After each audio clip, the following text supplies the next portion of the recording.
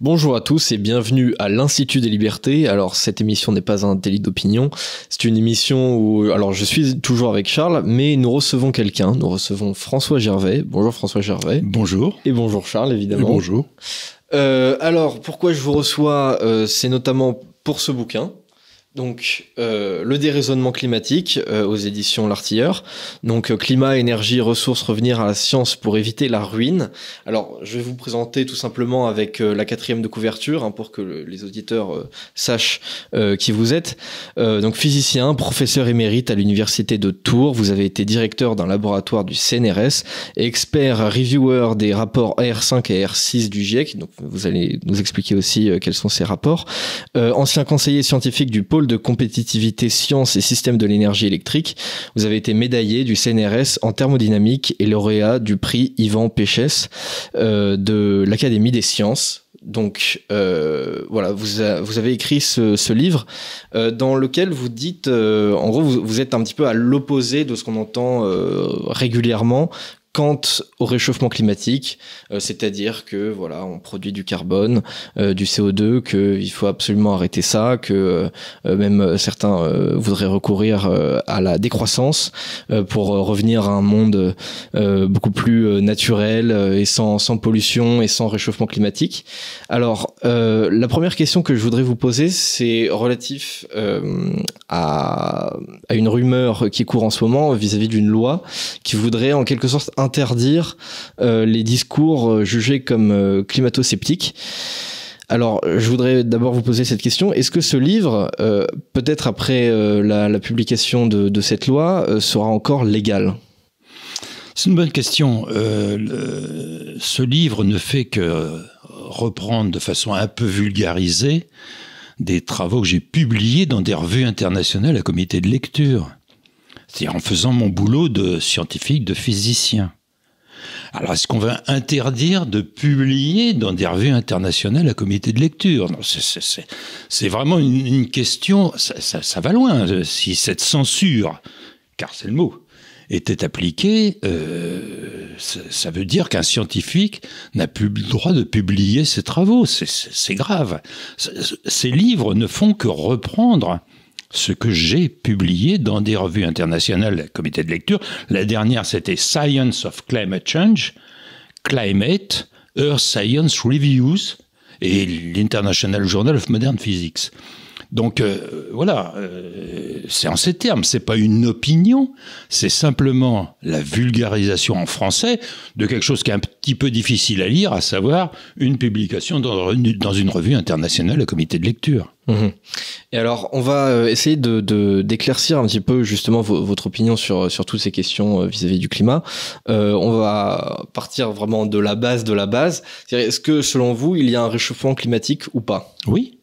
Et est-ce qu'il est aussi important qu'on le dit très souvent ? Alors, ou est-ce qu'il est dans plus, le livre, il y a une figure qui montre les relevés de température du plus ancien thermomètre du monde. Oui, tout à fait. Le thermomètre Central England, qui depuis 360 ans, au moment où il a été inventé, il est là et il mesure l'évolution de la température. Oui, il y a eu un réchauffement depuis 360 ans. C'est un fait. Pourquoi il y a eu ce réchauffement ? C'est parce qu'à l'époque, on a inventé 3 instruments. Les scientifiques ont inventé 3 instruments remarquables. Le thermomètre, et pas avant. Le baromètre, très important, on pourrait y revenir, et la lunette de Galilée. La lunette de Galilée qui permettait en particulier d'observer les taches solaires. Or, il y a 360 ans, il y a eu ce qu'on appelle le minimum de Maunder, il n'y avait plus de taches solaires. Et effectivement, il y a eu un refroidissement de la Terre important, cause de mauvaises récoltes, de famine. Enfin, ça a été assez grave. Du règne de Louis XIV à la fin. Oui. Tout à fait, c'est ça, à la fin du règne de Louis XIV. Et puis depuis, progressivement. Alors à l'époque, les glaciers de montagne, par exemple, avaient bien avancé, bien sûr. Depuis, ils ont tendance à régresser parce qu'entre-temps, la Terre se réchauffe après ce minimum de Maunder. Donc oui, il y a un réchauffement, bien sûr. Mmh. Et est-ce que ce réchauffement, selon vous, il n'a absolument aucun rapport, de près ou de loin, avec l'activité humaine, avec l'émission de gaz à effet de serre, le CO2, tout ça ? Si, il en a. j'ai un chapitre entier pour analyser ce que dit finalement l'instrument de mesure que je pratique depuis maintenant 55 ans, qui s'appelle la spectrométrie infrarouge. Oui. Et si on regarde le spectre infrarouge de l'atmosphère, on peut quantifier le rôle de tous les gaz à effet de serre. Alors je rappelle que le principal, c'est la vapeur d'eau, de très loin. Et le deuxième, c'est effectivement le CO2. Mais ça représente 0,005%, je ne sais plus combien. C'est ça, 0,04, mais ça pourra peut-être monter jusqu'à 0,05, oui, c'est vrai, % de l'atmosphère. Mais il n'empêche que ça a un effet. Et le spectre infrarouge le mesure, cet effet. Et cet effet... Alors, si on regarde maintenant la période récente, depuis 1945, début de l'accélération des émissions de CO2. Avant, c'était 3 fois rien, il n'y avait que le charbon qui jouait. Puis après, il y a eu tous les autres combustibles fossiles qui ont effectivement provoqué une accélération des émissions de CO2. Donc depuis 1945, quand on prend tous les relevés de tous les instituts qui font des relevés, c'est 0,4 degrés depuis 1945. Mais, je le souligne dans le bouquin quand même, entre 1910 et 1945, l'augmentation de température a été de 0,6 degrés.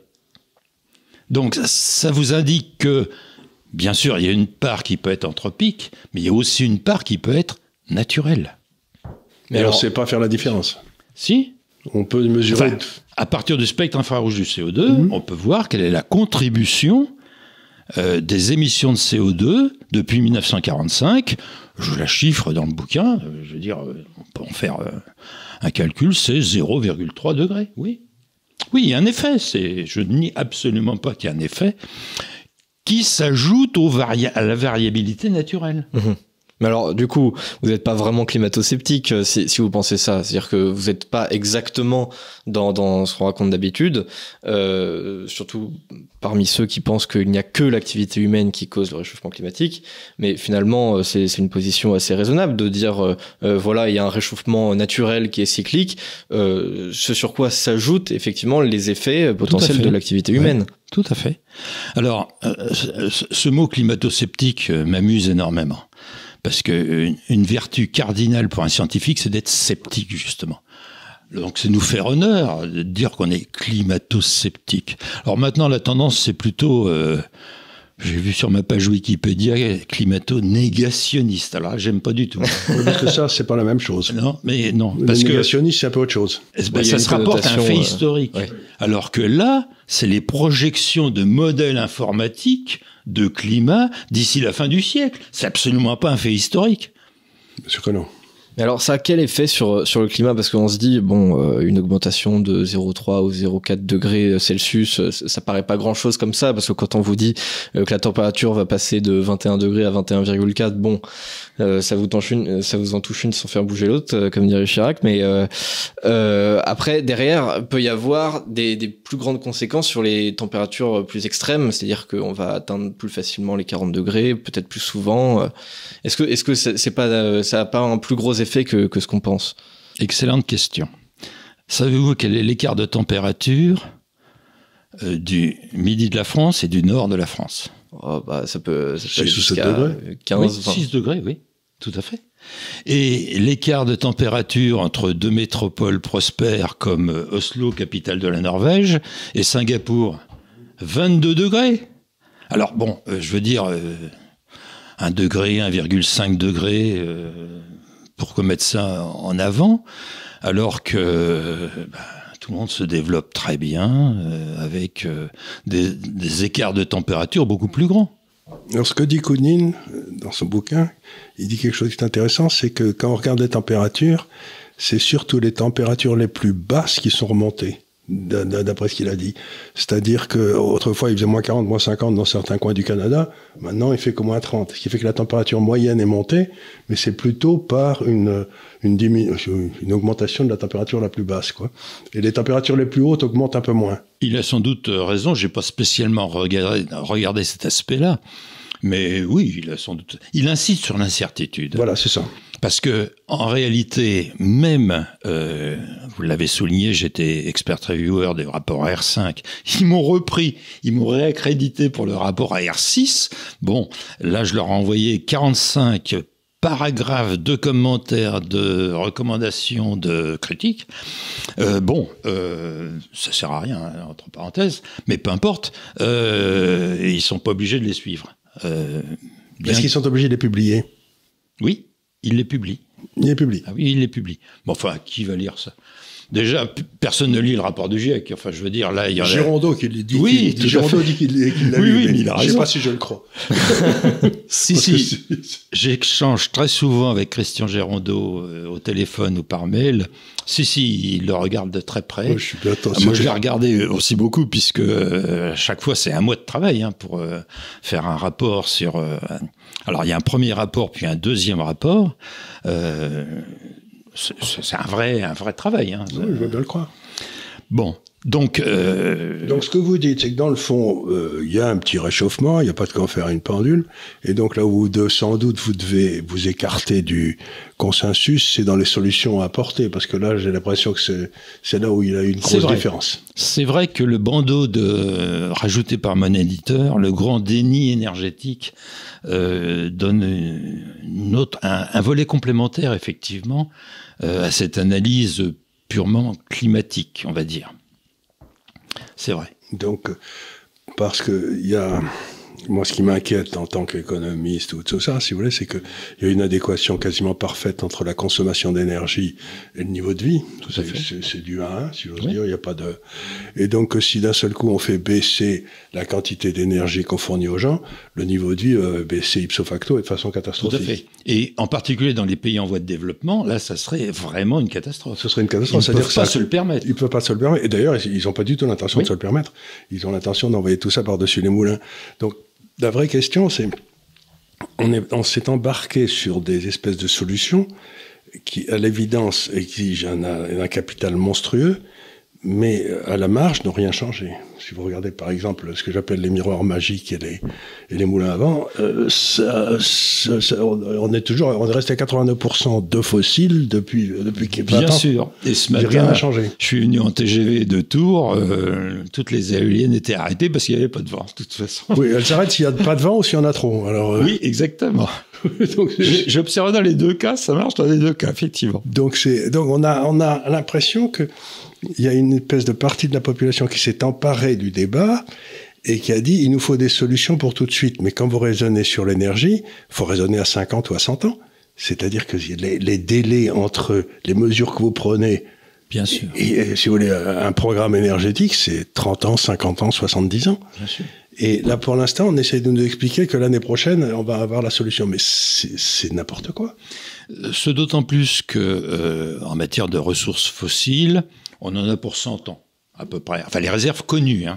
Oui, bien sûr. Oui, parce que là, on vient de découvrir, par exemple, une énorme réserve aux États-Unis. On en a pour 100 ans. Donc, il n'y a pas une urgence de ce point de vue-là. Là, ça pourrait être effectivement une bonne raison. Oui. Mais ça n'est pas le cas. Non, et puis les réserves connues, moi, comme je vous l'ai dit, je suis un vieux de la vieille. Je me souviens de la précédente crise énergétique des années 70, où on m'expliquait que le monde consommait 50 millions de barils par jour, qu'il y en avait pour 7 ou 8 ans, et que dans 7 ou 8 ans, on allait tous mourir de froid, de faim, et les pieds dans la neige en Santiago. Mais aujourd'hui, on consomme 100 millions, et il y en a pour 15 ou 20 ans. Et donc, ce que les gens ne comprennent pas, c'est qu'il n'y a pas d'énergie si le prix du pétrole est à $100, mais s'il est à 300, il y en a plein, quoi. Bien sûr. C'est toujours la même chose, c'est une question de prix. Donc, et de toute façon, $100, ça met le baril à quoi, 50 centimes. Enfin, c'est 3 fois rien. C'est ça. Donc vraiment, c'est pas plus cher que de l'eau minérale en bouteille plastique. Enfin. Non. Et ce qui est d'étonnant, c'est cette espèce de zèle religieux qui semble s'être emparé d'une partie de la population, et on se demande s'ils veulent pas nous punir de je ne sais quel crime affreux qu'on aurait commis. Vous avez raison avec le mot religieux. C'est un mot qu'utilise également Christian Girondeau. Il y a là l'effet d'une religion, oui. C'est d'une religion, c'est-à-dire qu'on a commis un gros péché, il faut demander pardon à la déesse Gaïa, Et peut-être, si on a les bons intermédiaires, on sera pardonné, on mourra pas tout de suite, quoi. Et on peut acheter des indulgences plénières. Oui, c'est bien ça aussi. Oui. Peut-être avec quelques sacrifices humains via l'euthanasie, c'est possible de donner aussi quelque chose. Bon, enfin, pour revenir un petit peu sur votre travail, est-ce que vous pouvez nous expliquer ce que c'est justement les rapports AR5 et AR6 du GIEC? Parce que ça fait un peu technique comme ça, mais ça ne doit pas être bien compliqué. D'abord, je signale une chose qui n'est pas sans importance, c'est que les 3 présidents successifs du GIEC, le 3e a été nommé au mois de juillet, aucun n'est climatologue. Quand vous regardez le parcours... Ils sont philosophes. Le premier était ingénieur des chemins de fer, le second était économiste. C'est les pires. Vous en connaissez un rayon. C'est pas moi qui le dis. Hein. Et le 3e, en fait, c'est un lobbyiste des énergies intermittentes. Bon, ils ont plein de qualités, certainement, la question n'est pas là. Hein. Mais aucun n'est ce qu'on appelle climatologue. Moi, je revendique, je suis physicien, mais je revendique l'être quand même un petit peu, vu que j'ai publié 4 articles dans des revues de climatologie. Bon. Alors, peu importe d'ailleurs. Alors qu'est-ce qu'ils font? Je soupçonne, ça n'est qu'un soupçon, mais un soupçon qui est de plus en plus étayé, que dans les gènes du GIEC, il y avait déjà l'idée de cette instauration, en fait cette euthanasie du volet énergétique de l'économie. C'est ce que dit Géraudot, en tout cas. Tout à fait. Mais on échange souvent, mais on est complètement d'accord là-dessus. Il y avait vraiment la volonté d'euthanasier le volet énergétique de l'économie. Le problème, c'est qu'à l'heure actuelle, ce volet énergétique lié aux énergies fossiles, c'est 80%. Voilà, 82, oui. Donc ça va pas se faire comme ça d'un claquement de doigts. Hein. C'est pas. Et la consommation de charbon l'an dernier dans le monde a atteint un pic historique qu'elle n'avait jamais atteint. La moitié consommée par la Chine. Évidemment. La moitié consommée par la Chine. Ce qui veut dire que de toute façon, qu'on fasse ou qu'on fasse pas, en Europe ou a fortiori en France, qui représente 1% des émissions mondiales, ça changera rien. Ça changera rien, mais attention, le rapport Pisani-Ferry, j'ai écouté Pisani-Ferry hier sur la 5, là. Il faut pas. Hein, il faut pas. Il n'avait pas l'air très à l'aise, mais il prévoit quand même de dépenser 67 milliards par an. 67 milliards par an. Dont on n'a pas le premier sou. Exactement, puisqu'on a un déficit budgétaire de 140 milliards. Bon, 139,5, je crois. Oui, mais on va emprunter 285. Oui, voilà. Donc, voilà, la situation... 67 de plus ou de moins, finalement. On est vraiment dans une absurdité. Pour faire quelque chose qui n'aura aucun impact, on va vers la ruine, c'est le sous-titre du bouquin. Mais alors, par exemple, si on compare le mix énergétique français et le mix énergétique allemand, on constate que la France produit une énergie beaucoup plus propre, notamment grâce à ses centrales nucléaires. Tout à fait. Est-ce que c'est pas une bonne chose quand même d'avoir moins d'émissions de gaz à effet de serre pour la même quantité d'énergie produite? On est les meilleurs de la classe. Il y a un petit tableau dans le bouquin qui montre les émissions pays par pays, les principaux émetteurs, puis la France, que pour principal émetteur, mais ça fait rien, et qui divise les émissions de chacun par le PIB. C'est formidable. La France, c'est le meilleur. Donc, on est déjà le meilleur. Ce qu'on fera ou qu'on fera pas ne changera absolument rien parce que ceux qui sont les maîtres de l'histoire, c'est la Chine, c'est l'Inde, c'est les États-Unis. Et alors, est-ce que vous ne croyez pas que ça vient de quelque chose qui a... Nous avons, comme tout le monde le sait, les meilleurs fonctionnaires du monde, et que cette classe de meilleurs des meilleurs fonctionnaires du monde s'est mis dans la tête qu'il fallait créer un gouvernement d'abord européen, ensuite un gouvernement mondial. Et est-ce que c'est pas une façon pour eux d'arriver au pouvoir? Dans le fond, ce qui se passe en France, ils en ont rien à foutre. Mais est-ce que c'est pas pour eux une façon de préparer ce gouvernement mondial qui serait notre bonheur à tous? Alors, j'ai 2 réponses à votre question. La première, c'est dites pas trop de mal des fonctionnaires. J'étais professeur des universités. C'est autre chose, un professeur, c'est autre chose. Merci. Quant à la deuxième question, oui, on peut le soupçonner. Parce que vous écoutez, il y a un type, si vous voulez, qui s'est toujours trompé sur tout, qui s'appelle Attali, mais c'est son leitmotiv.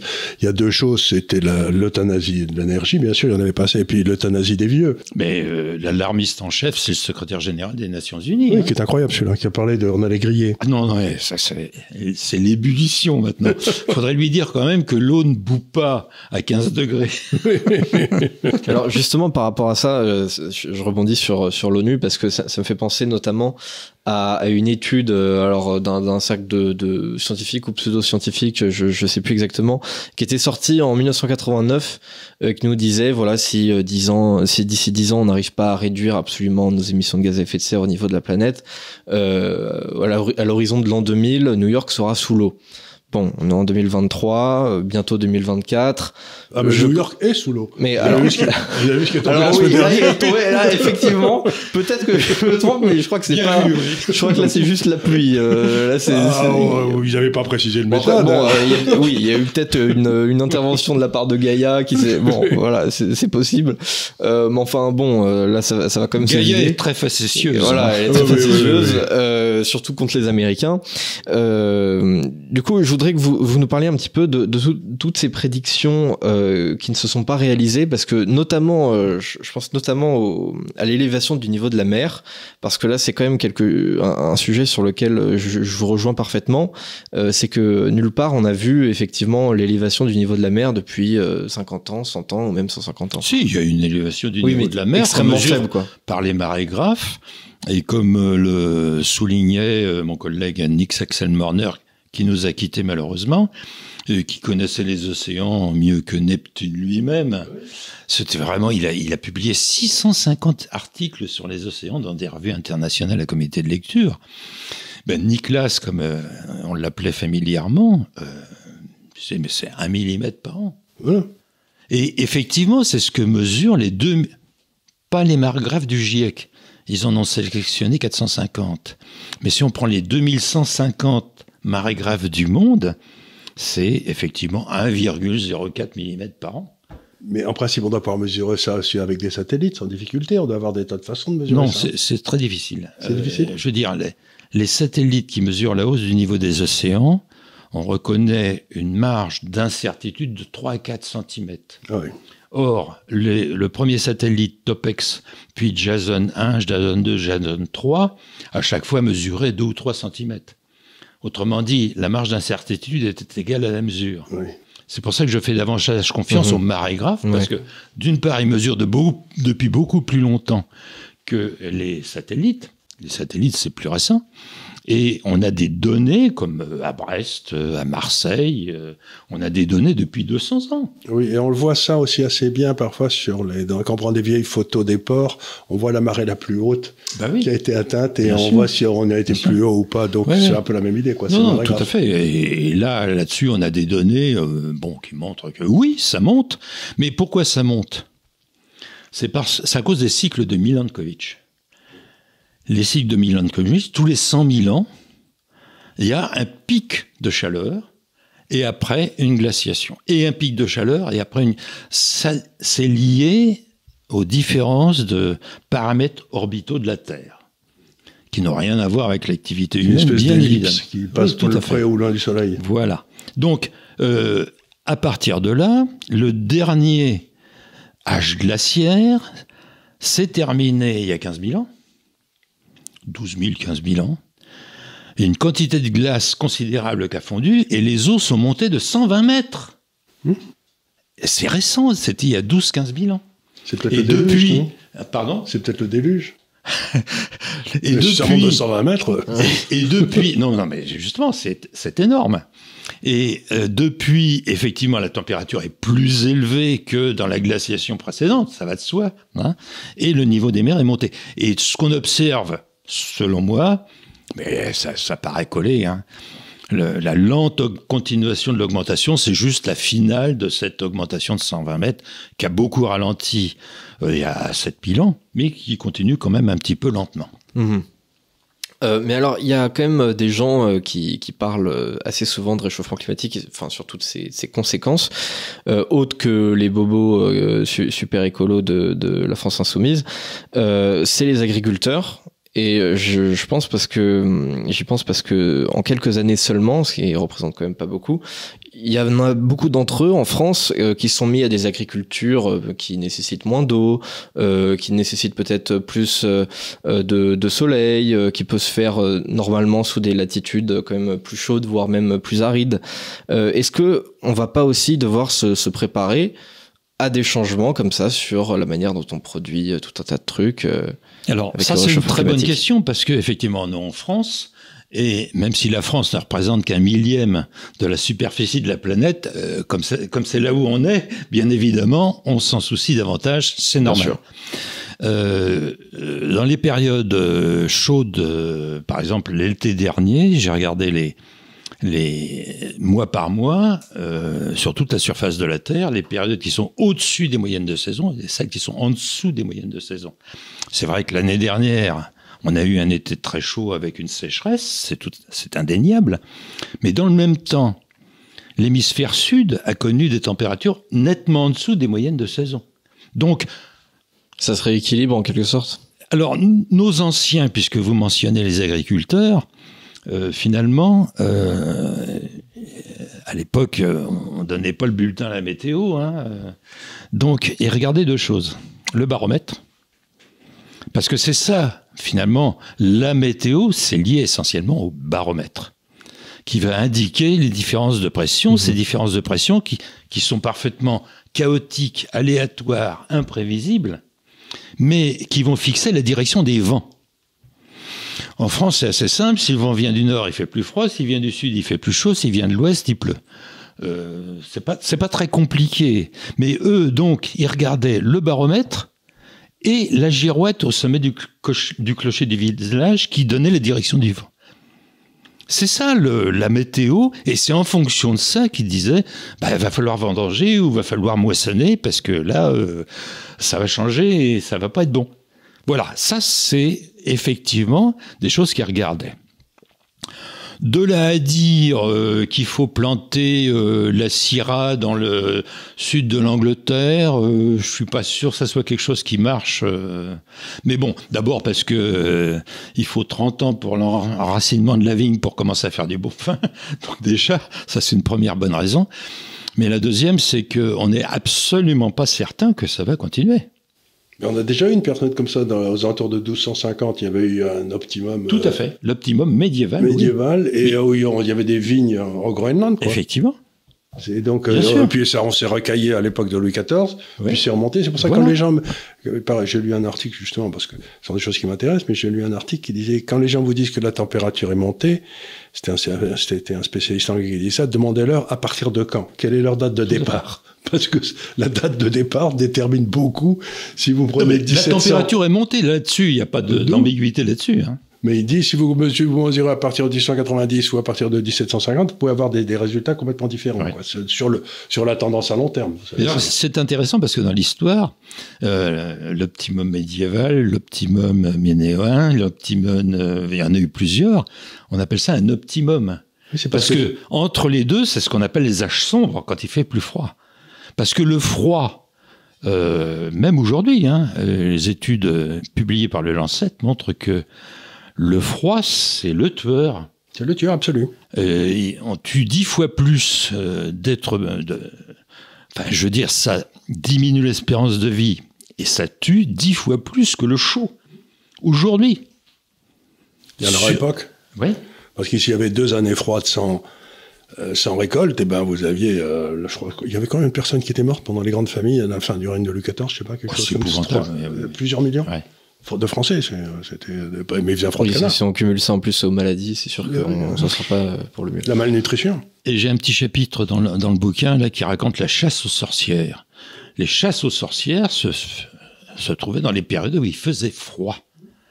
Et le pape, c'était Innocent VIII, qui avait fait une encyclique pour dire oui, il faut chasser les sorcières qui changent le temps. C'est formidable parce que quand on compare au discours d'aujourd'hui, On peut pas s'empêcher de faire des rapprochements. Ben, vous avez aussi le truc de Galilée, ça vous rappelle Oui, que bien sûr. empêcher les savants de parler, c'est peut-être quelque chose dont on a parlé au début. Oui, tout à fait. Tout le monde est en train de prononcer des exclusions mais personne ne fait rappel que c'était ce qu'on avait déjà fait avec Galilée, quoi. C'est assez curieux. Ouais. Mais surtout que, comment dire, cette exclusion, on ne sait pas encore si la loi verra le jour ou pas, mais si elle a lieu, est-ce que ce serait pas, en plus de ça, vraiment contre-productif? C'est-à-dire que sur l'évidence même. Il y a un peu un côté, on veut absolument vous empêcher de dire ou de penser certaines choses.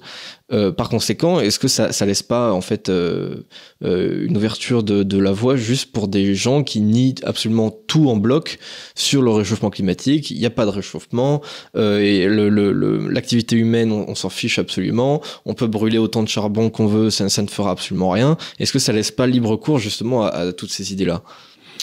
Ouais. Gandhi disait, au début, il vous ignore, après, il se moque de vous, après, il vous attaque, et après, vous gagnez. Si vous avez survécu.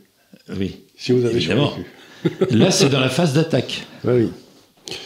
Mais moi, j'ai une vieille histoire comme ça. Quand j'étais jeune, j'avais un de mes amis roumains, on discutait, et il m'avait dit, il y a quelqu'un de très bien en France, c'est le général Salan. Alors, ça doit vous dire quelque chose, oui, le général Salan, oui. grande période de l'OS, etc. Alors, je dis, c'est une idée intéressante, mais pourquoi le général Salan? Parce que la radio roumaine en dit du mal tout le temps. Et donc, je crois qu'on arrive maintenant, il y a des gens qui relisent les rapports du GIEC, et ils pensent le contraire, parce qu'ils pensent que penser le contraire, c'est la façon d'avoir raison. Mais ce que je me tue à dire aux gens, c'est qu'en termes logiques, il n'y a qu'une façon d'avoir raison, mais il peut y avoir 25 façons d'avoir tort. Donc, le contraire d'une erreur n'est pas automatiquement la vérité. Ouais. Ça peut être une autre erreur. Donc, il faut continuer à travailler, continuer à se renseigner pour essayer de comprendre ce qui se passe. Mais pas simplement penser que les crétins qui nous empêchent de parler, il faut dire le contraire pour avoir raison, parce que c'est pas vrai. Oui, tout à fait. C'est quelque chose d'important, surtout qui s'est amplifié beaucoup avec le Covid, les histoires de vaccins, etc. C'est-à-dire que bon, il y avait en quelque sorte un discours officiel qu'il était convenu de suivre, et ça a laissé libre cours en dehors de ce discours-là que aux énormes tarés qui nous racontaient que on essaye de nous inoculer une puce et que demain à 20h52 on va tous mourir parce que le gouvernement américain va nous piloter à distance. J'en sais rien encore. Donc effectivement, moi je suis pas du tout partisan de ce genre de loi parce que ça va laisser libre cours que aux énormes tarés, quoi. Et en fait ça va être absolument impossible de discuter de ce sujet absolument calmement. D'ailleurs, vous le racontiez, je crois que c'était chez Berkoff, oui. C'est-à-dire que vous êtes absolument interdit de télévision sur le service public. Oui. On ne vous recevra jamais là-bas. Alors que moi, plus maintenant, je l'ai été invité, mais plus maintenant. Ouais. Moi, je trouverais ça intéressant. Depuis cette année, nous sommes interdits sur les chaînes du service public payées par nos impôts quand même. C'est quand même un peu énorme. Non, mais ça veut dire une seule chose, c'est qu'il faut supprimer ces chaînes du service public. Si vous voulez. Il n'y a aucune raison que dans le monde actuel, il y ait une information d'État. Ça n'a pas lieu d'être. L'information de qualité, c'est l'information contradictoire. Donc il faut se débarrasser de tout ça et faire quelques économies budgétaires. Mais la science n'existe que par le débat scientifique. S'il n'y a pas de débat scientifique, la science... c'est pour ça que ça me tue quand je dis que la science, maintenant la science est d'accord, enfin la science ne peut pas s'arrêter, la science ne peut pas être d'accord, c'est pas possible, c'est antinomique. La science c'est un processus, il n'y a pas d'arrivée, il n'y a pas de départ, c'est un processus, quoi. La science fait un grand pas quand un nouveau paradigme émerge et enlève le consensus précédent. C'est comme ça que ça marche, la science. Et si le pouvoir public s'en occupe, on fait un grand pas, mais en arrière. Est-ce qu'il n'y a pas... Je ne vais pas vous contredire. Est-ce qu'il n'y a pas quand même des consensus scientifiques? C'est-à-dire que il ne s'agit pas de dire c'est la vérité absolue parce que c'est le consensus, mais il s'agit de dire on va penser ça un petit peu par défaut parce que la plupart des scientifiques, l'immense majorité des scientifiques sont d'accord là-dessus, et ensuite on garde d'autres idées dans un coin de la tête au cas où. La science ne marche pas par consensus. Par définition, elle ne marche jamais par consensus. Elle marche par démonstration. Et c'est en l'absence de démonstration qu'on met en avant, politiquement, le consensus. Mais c'est pas de la science, ça. Et alors, pour revenir un petit peu sur la question de l'énergie, pourquoi, selon vous, on veut absolument nous faire accepter toutes les inepties énergétiques à base de, comme dit Charles à chaque fois, de moulins à vent et de miroirs magiques? Faut leur demander. Moi, j'ai pas la réponse. Moi, j'ai la réponse. Mais c'est un gros business, c'est évident. Mais voilà, c'est que n'oubliez pas qu'on a dépensé quelque chose comme 7 000 milliards de dollars dans ces moulins à vent, etc., depuis 20 ans, et que ça n'a rien fait du tout, mais par contre, ça fait des fortunes considérables. Pour certains. Il y a pour certains qui s'en sont mis plein les fouilles. Donc, c'est purement et simplement de la corruption. Mais surtout, c'est une corruption en prenant comme prétexte la science. C'est un peu comme les vaccins du Covid. Il y a qu'à regarder les bénéfices de Merck et on se rend compte à qui le crime profite, quoi. Je veux dire, quand vous voyez que des gens gagnent du pognon gros comme eux, sans prendre aucun risque parce que c'est des commandes étatiques, vous savez que le crime est là. Et le nucléaire, ça fait pas du pognon aussi, parce qu'on a envie de se dire, le nucléaire, mais ça produit de l'électricité. Ah oui, mais justement. À moindre coût et sans émettre de... Non, mais le nucléaire, quand on l'a fait, la dépendance énergétique aux énergies fossiles de la France a baissé. Tandis que là, vous avez dépensé des milliards de dollars et ça a monté la dépendance énergétique aux énergies fossiles. Donc ça ne marche pas.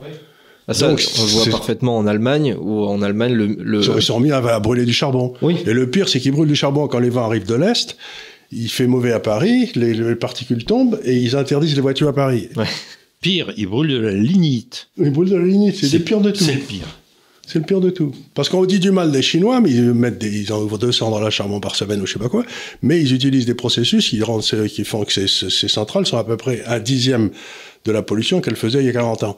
Donc, donc il y a quand même quelques progrès qui sont faits là. Donc ça veut dire qu'ils ouvrent pas des centrales comme il y a 40 ans, ils en ouvrent pas mal, mais les Indiens pareil. Donc, et j'ai travaillé avec des gens aussi qui m'expliquaient que ce qu'on pourrait faire, c'était faire de l'énergie nucléaire, à partir duquel on montait des processus chimiques pour recapturer le CO2 et à ce moment-là, le retransformer à partir de l'hydrogène en azote ou je sais pas quoi, et ça, on rebrûlait le CO2, c'est-à-dire qu'on pouvait utiliser l'énergie nucléaire pour sortir le CO2 excédentaire, le remettre dans les bagnoles, où on le rebrûlait comme carburant, et que c'était parfaitement rentable. Ça se faisait à 2 € le relais. Oui, mais c'est pas une bonne idée de capturer le CO2. Mais non, parce qu'il y en a plus, le CO2, un tiers de nos émissions profite à la végétation. Un tiers de nos émissions, c'est énorme. En 33 ans, on a vu, par les mesures satellites, une augmentation de la végétation dans le monde, qui profite en particulier aux plantes nutritives. Je rappelle quand même qu'en 50 ans, la population de la Terre a doublé. Il faut quand même nourrir tout le monde, hein. Et que ce tiers de nos émissions, durant seulement 33 ans, a augmenté, c'est facile de faire le calcul, hein, a augmenté la biomasse de 24%. C'est considérable. Il faut le laisser faire, le CO2. De toute façon, quand nous expirons, dans notre haleine, il y a 20 fois plus de CO2 que dans l'atmosphère. Dans un sous-marin qui va croiser longuement en plongée, on admet à peu près 25 fois plus de CO2 que dans l'atmosphère. Bon. Donc, d'une part, c'est pas un poison. Sinon, nous tous qui avons porté un masque, bon, on serait plus là, hein, parce que on réinspire forcément une partie du CO2 qu'on a expiré. Donc, c'est pas le cas, heureusement. Donc, là, il n'y a pas de problème de ce point de vue-là. Et d'autre part, c'est la nourriture aussi indispensable qu'irremplaçable de la végétation. On ne peut pas la remplacer pour autre chose. Oui, c'est indispensable. Oui, alors même si le CO2 est effectivement nécessaire à la vie sur Terre, est-ce qu'on ne peut pas admettre l'idée que au-delà d'un certain seuil, il puisse y en avoir un peu trop. Enfin, pour faire un parallèle, c'est comme l'eau. On est obligé de boire de l'eau. Maintenant, si je commence à boire 8 litres par jour, je vais pas me sentir très bien, quoi. Ou si vous buvez que de l'eau. Oui, ou si je bois que de l'eau. Pourquoi faut avoir un mix. Pourquoi on trouve des combustibles fossiles au Sahara ou en Arabie Saoudite? C'est parce qu'il y a eu de la vie avant. Il y a eu non seulement de la vie, mais une végétation luxuriante. Et c'est le petit résidus de cette végétation qui a été enfouie qui est à l'origine des combustibles fossiles. Donc on va dire qu'on recycle la vie. C'est pas... Il y a juste un équilibre permanent. Bon, après, il y a eu des périodes où le CO2 a été beaucoup plus élevé dans l'atmosphère. Ah oui, non, mais bien sûr. Je crois qu'au moment où il y avait les diplodocus, c'était c'était des chiffres qui n'avaient rien à voir avec ceux d'aujourd'hui, quoi. Donc, Bien sûr, bah pareil avec l'oxygène. Après, c'est sûr que, comment dire, sur une période extrêmement courte, qui est en fait juste la vie humaine sur Terre, qui est un événement quoi, à l'échelle de toute l'histoire de la Terre, et encore plus si on focalise uniquement sur la période où en fait on a énormément d'émissions de gaz à effet de serre, c'est sûr que... Non, énormément, non. Faut être sérieux. Si le taux de CO2 dans l'atmosphère baissait de seulement 60% aujourd'hui, oui. Il y aurait plus de végétation sur Terre et donc plus de vie du tout. On n'est pas très loin du seuil bas. Donc il n'y en a pas trop. Ce serait presque risqué Absolument. De trop réduire nos émissions de gaz à effet de serre. C'est simplement une sécurité d'en avoir un peu plus. Faut le voir comme tel. Mais donc, si on part de ce point de vue-là, c'est-à-dire que en fait, bon, il y a un réchauffement climatique, l'homme y participe en partie, tout à fait. Mais c'est pas grave parce que en fait, les conséquences sont négligeables ou ne sont pas très. Il y a très plus de importantes. végétation et les gens crèvent moins parce qu'il fait pas froid. Ouais. Donc c'est déjà pas mal. N'est-ce pas? C'est mieux que la plupart des hommes politiques, les résultats qu'ils y arrivent. Tout à fait. Tout à fait. C'est pas faux. Non, franchement, on aurait mauvaise grâce de s'en plaindre. Ouais. Oui. Mais alors, il y a un autre truc aussi qu'on entend beaucoup en ce moment, surtout avec l'immigration, c'est la possibilité d'avoir dans le futur et d'avoir même dès aujourd'hui des réfugiés climatiques, notamment pour les pays d'Afrique dans lesquels il fait déjà plutôt chaud, et dans lesquels il ferait donc avec un réchauffement climatique encore plus chaud. Non, ils viennent pas pour cette région-là. Pour cette que... raison, l'été dernier, enfin, il y a eu des jours où la température en France était supérieure à celle du Maghreb. Ils viennent pas pour ça. Ouais. Non. Non, donc c'est pour des raisons économiques, c'est évident.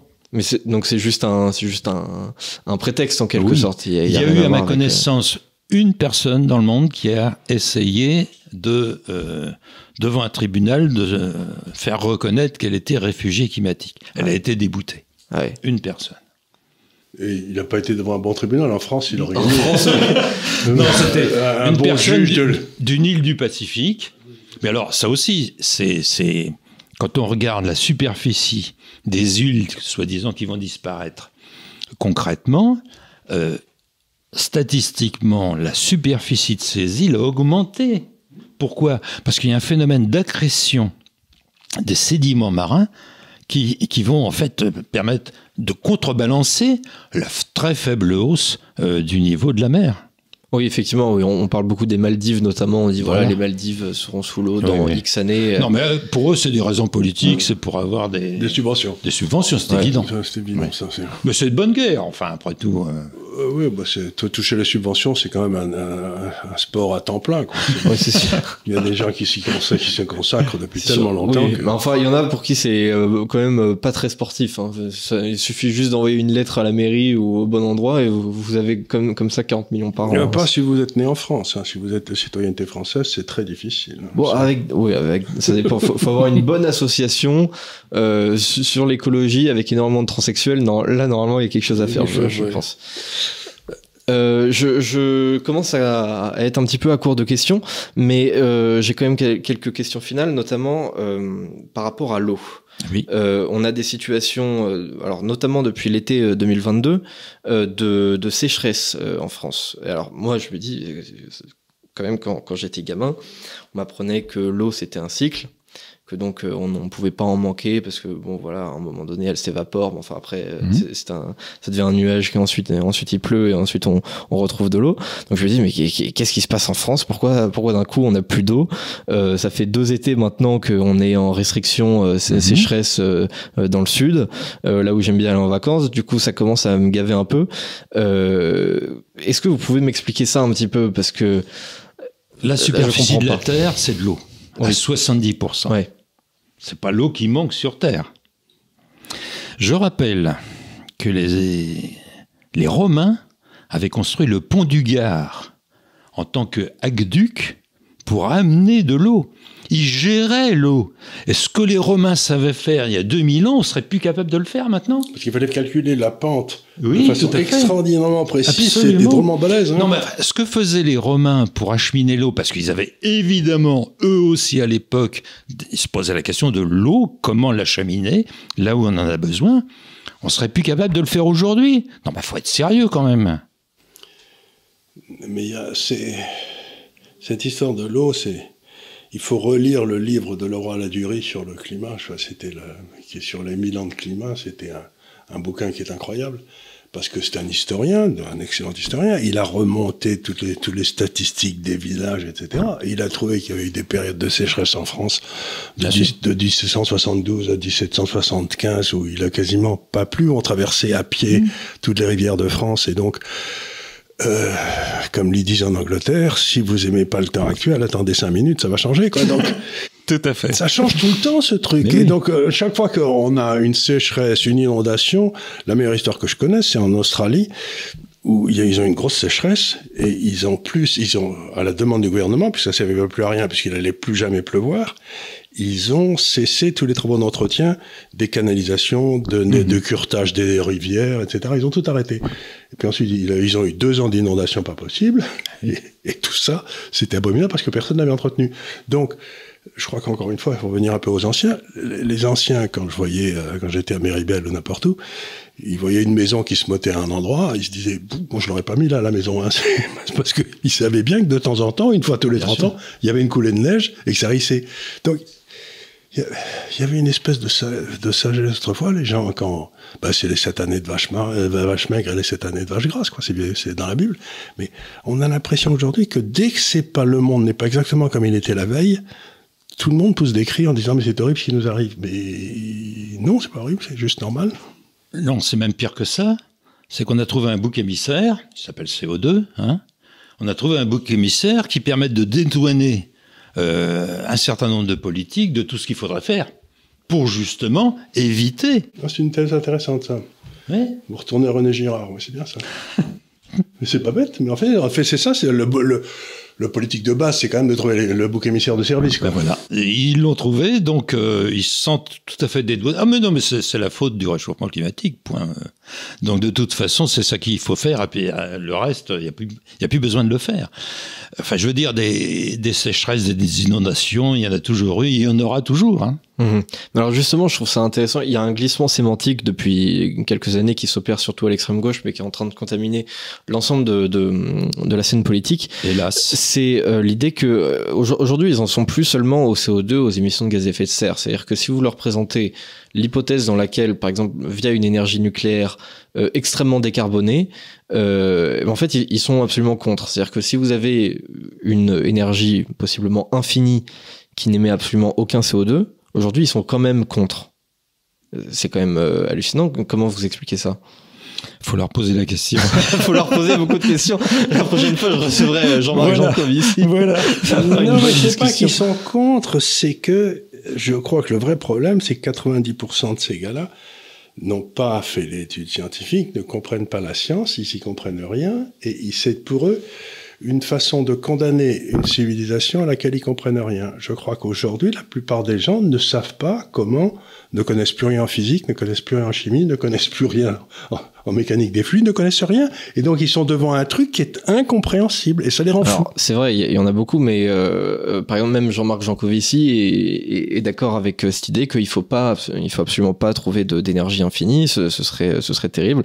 Et pourtant, c'est comme une tronche, quoi. Le gars. Bon, il a fait Polytechnique, donc c'est déjà pas mal, mais. Si on réussit à utiliser l'hydrogène, non pas pour faire des voitures, hein, c'est pas ça là. L'hydrogène pour faire la fusion thermonucléaire contrôlée. C'est fini ça. Il n'y a plus de problème. Voilà. On n'aura plus jamais de problème d'énergie. Absolument. Nous sommes d'accord. Non, mais il y a plein d'Américains. Alors il y a encore de la recherche à faire, c'est pas. Oui, mais il y a deux voies qui progressent l'une et l'autre.